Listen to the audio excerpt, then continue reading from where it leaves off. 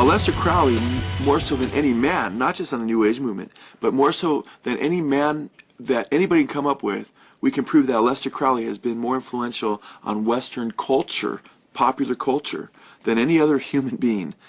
Now that's quite incredible because he's also the most highly regarded Satanist. And a Satanist he was. Some New Agers and some Satanists want to try to distance Crowley from being a real Satanist. However, he makes it really clear. We have quote after quote after quote who he was serving and how he was serving his god Satan.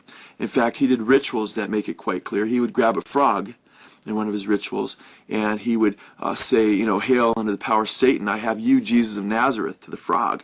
And then he would crucify this frog, and speaking in the terms as though he was Satan and treating this frog as though he was Jesus. This was just one of his many satanic rituals. He was a very, very evil man. He was kicked out of France and called the evilest man in the world, or the wickedest man on earth, by the popular newspapers of his day. He talked about sacrificing several children to Satan. He talked about bringing in the New World Order under the coming Antichrist.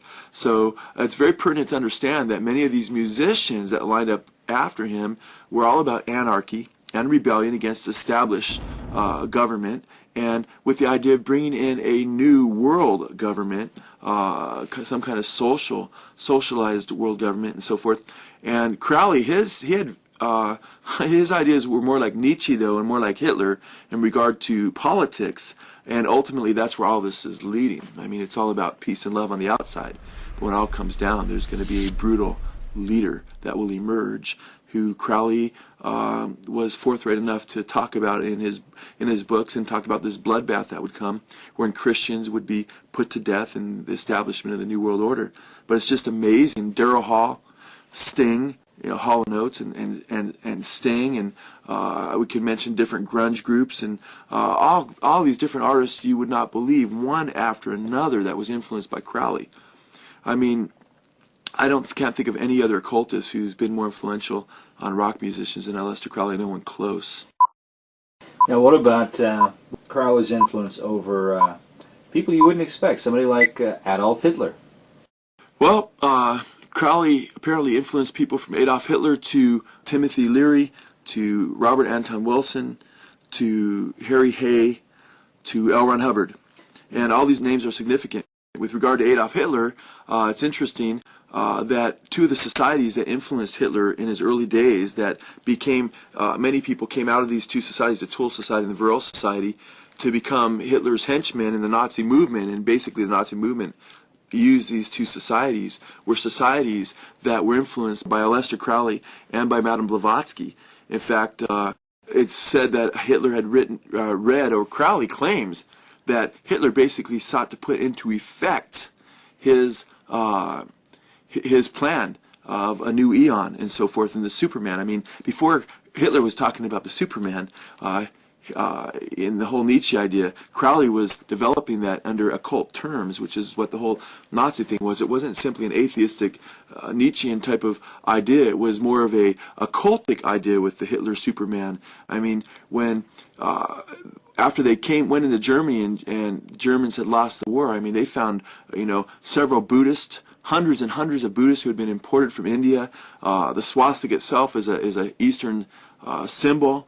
Crowley's New Age would be a uniting of Eastern mysticism and Western mysticism, and a synthesis of the two, along with occultic drug use for supernatural powers, the philosophy of do what thou wilt, which in the 1960s became do your own thing. In fact, if you think of it this way, Crowley's maxim was do what thou wilt shall be the whole of the law, totally against Christ, who said, not my will, but thine be done, to the Father, and told us to pray, thy will be done on earth as it is in heaven. Crowley was called the Beast even from a young age, when he was just a teenager, by his mom. His mother was a Plymouth Brethren evangelist. His father was a Plymouth Brethren evangelist who he rebelled against. His mom called him the Beast. From that day on, I mean, he signed all of his letters the Beast 666. I mean, it was pretty clear where he was coming from.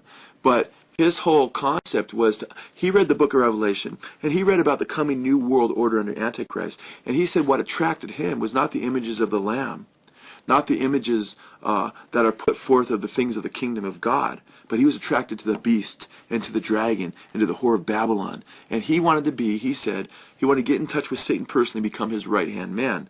What just so happens that he was used more than anybody in Western culture to influence popular Western culture toward this liberal kind of do what thou wilt attitude, whereby in the 1960s, the maxim was not do what thou wilt, but do your own thing, the same thing, or if it feels good, do it. Now this is significant because in the 1940s, Crowley wrote that he believed his new eon, his movement would take off in the United States like no place else. And Aleister Crowley said what he needed to do was to get a hold of the youth. He used to go to Oxford and other colleges to recruit youth into his movement. He wanted there to be a youth movement that would usher in the new age of Crowley, or Crowleyanity as some people would call it.